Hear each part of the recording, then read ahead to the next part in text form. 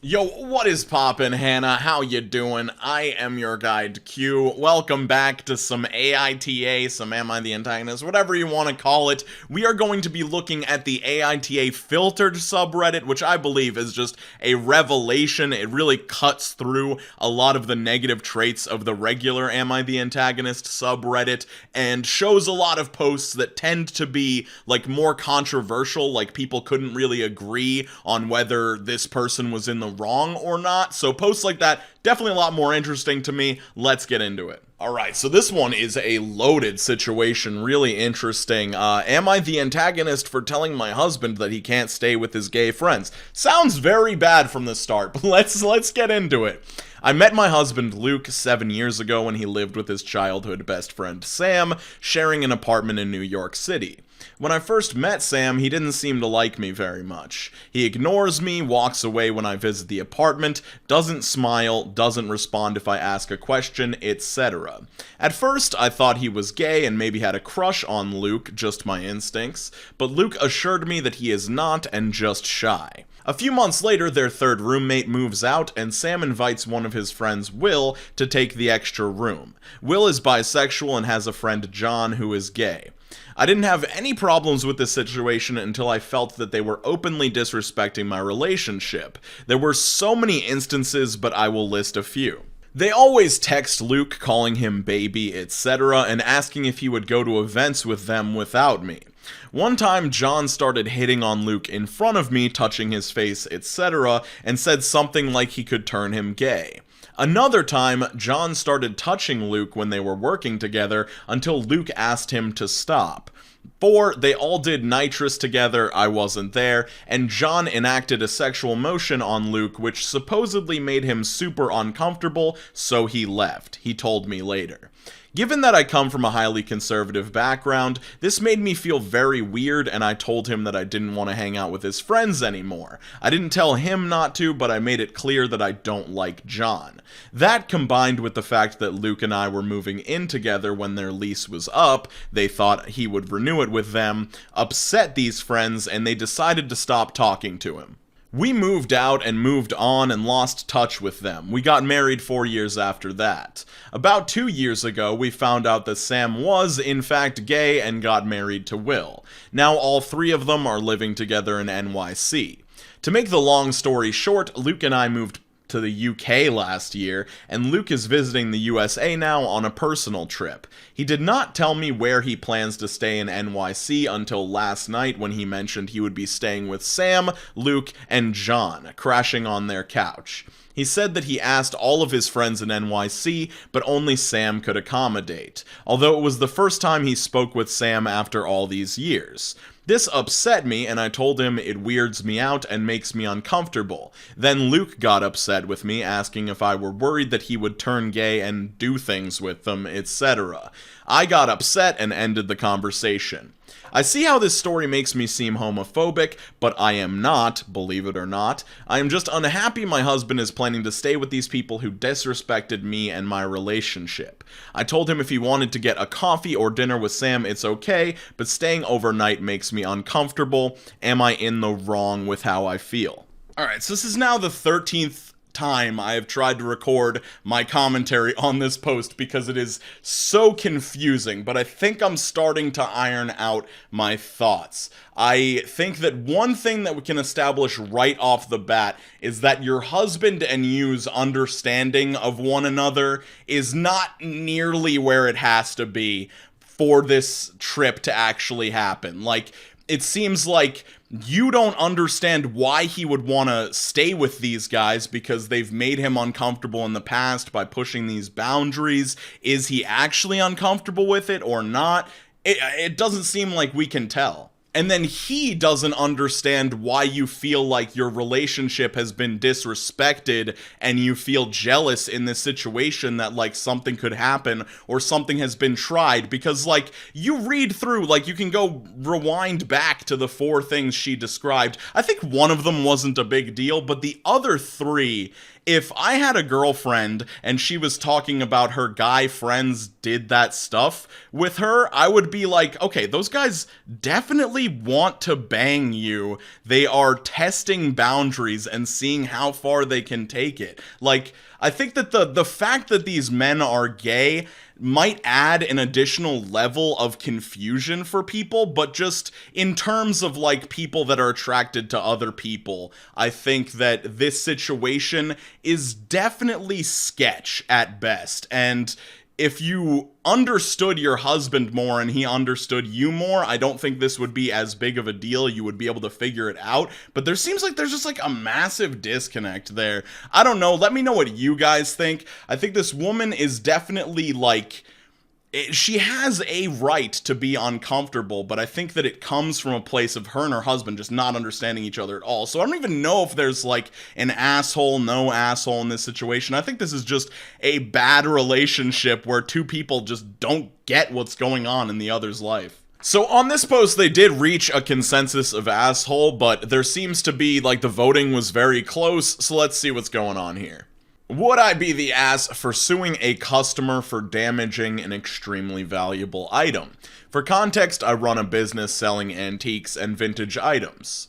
Last month, a young woman walked into my store, blissfully unaware of the destruction she would soon cause. She walked around for about 5 minutes, pausing her browsing only to take a selfie in a 100-year-old mirror, before taking interest in a pair of antique silver handcrafted vases. As she so far had been adhering to my rules of no touchy, I was no longer paying her any attention. However, if I'd seen which items she was eyeing, I would have been.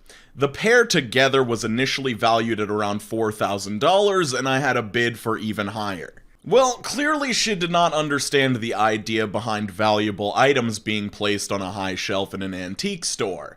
This woman proceeded to, standing on her tiptoes, trace her finger over the back of one of the vases where there was some fine detailing. Suddenly, clang.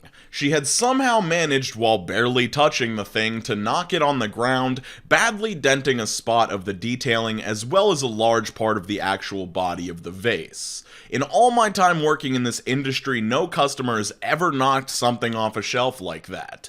I genuinely didn't know how to react. Obviously, she was extremely apologetic and explained that she has a medical condition that causes her hands to sometimes jerk involuntarily. However, in my view, this does not help her case, it worsens it. Hear me out. I asked her why, if she has a condition that makes her likely to drop things, she would put her hands on a clearly damageable antique item. She said that she can usually tell when these involuntary hand movements are likely to happen, and was sure that she felt fine, but my point still stands. Would she let a child hold an antique silver vase? Would she cover her hands in Vaseline, then hold it? Hopefully not. Therefore, touching the item was an incredibly naive and frankly stupid risk to take, despite her damaging it being an accident. She said that she could not at that moment afford to pay the full price of the vase, but could give me a half payment now and pay the rest in increments over a longer period of time.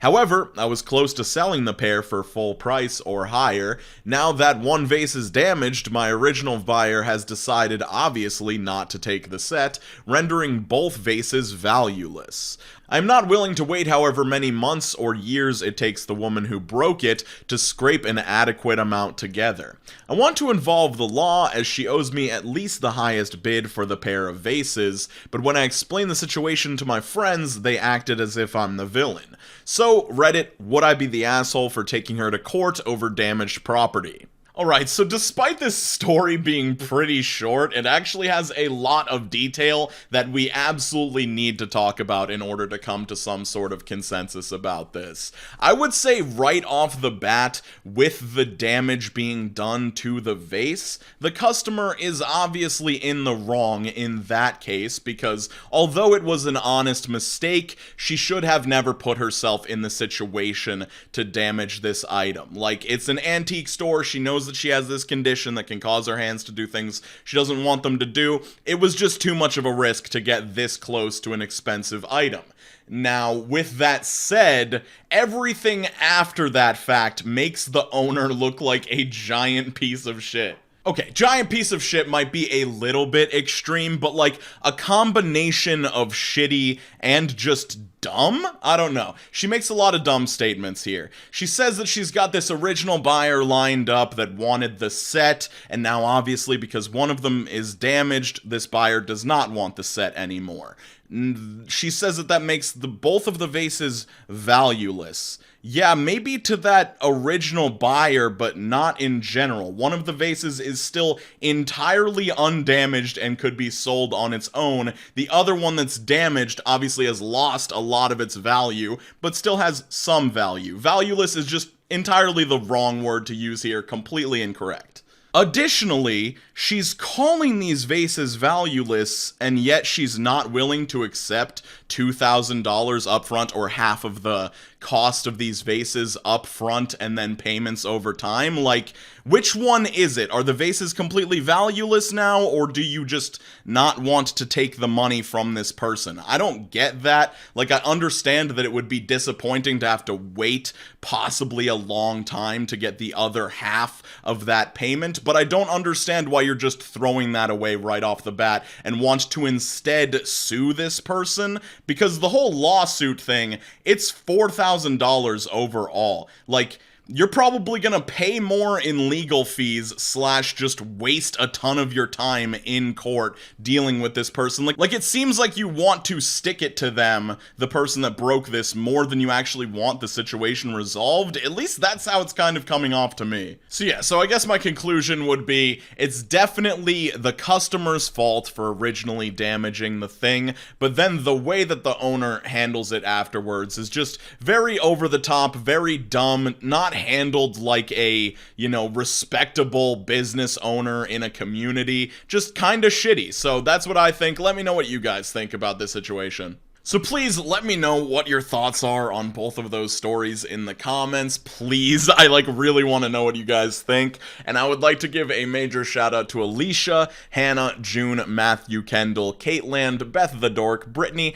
Ashton Jacobson, ... Kennedy DeSilvis, Tapey, Hyper Ninja Child, Jared D, Regrettable Stitches, Allison B, Kaya Bay, and Catco, as well as everyone else you see on your screen. I hope you guys are having a great time. Also, thank you everybody on screen for being a top tier channel member. I almost forgot to say that. You guys deserve the credit where it's due. I hope everybody's skating on to the best of their abilities, drinking a sufficient amount of water. This is 2 days in a row of Q-Star videos. It's a rare occurrence nowadays, so I hope you guys enjoy. I'm gonna be trying to put out more content, and yeah, thanks for sticking with me. I really appreciate you from the bottom of my heart. And yeah, I already said skate on to the best of your abilities, but just reiterate, do it and drink some water, and I'll see you soon. Peace out, Cub Scouts.